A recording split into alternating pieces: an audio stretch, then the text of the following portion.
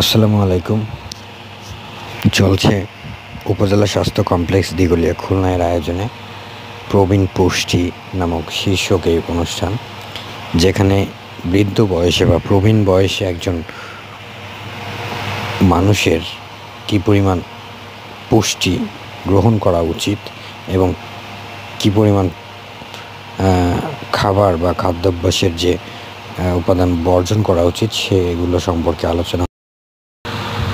উক্ত আলোচনা করছেন এই মুহূর্তে উপজেলা স্বাস্থ্য কমপ্লেক্স দিঘলিয়া খুলনার কর্মকর্তা বা অফিস প্রধান ডাক্তার মাহবুবুল আলম। উপস্থিত আছেন বিশেষ অতিথি হিসেবে ডাক্তার মাহমুদা সুলতানা, মৎস্য ও প্রাণী সম্পদ কর্মকর্তা দিঘলিয়া খুলনা। উপস্থিত আছেন শিক্ষক সমাজের আইকন সেনহাটি সরকারি মাধ্যমিক বিদ্যালয়ের সাবেক শিক্ষক এম সাখাওয়াত হোসেন। উপস্থিত আছেন বীর মুক্তিযোদ্ধারা।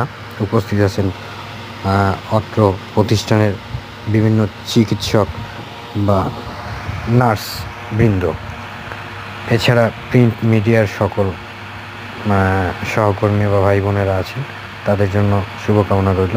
আসলে প্রবীণ পুষ্টি সম্পর্কে আলোচনাটার মুখ্য বিষয় হচ্ছে প্রবীণ বয়সে বা বয়সূর্ধ্ব বয়সে মানুষের খাদ্যাভ্যাস বা চলাফেরা সব কাজের একটি রুটিন বা একটি ডিসিপ্লিন মেনটেন করার জন্য ডাক্তাররা পরামর্শ দিয়ে থাকেন।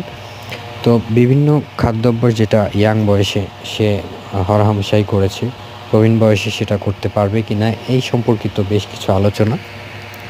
এছাড়াও এখানে আলোচনা হয় বিভিন্ন সামাজিক বা বিভিন্ন পারিপার্শ্বিক আপনার প্রতিবন্ধকতাগুলো সম্পর্কে আলোচনা হয়।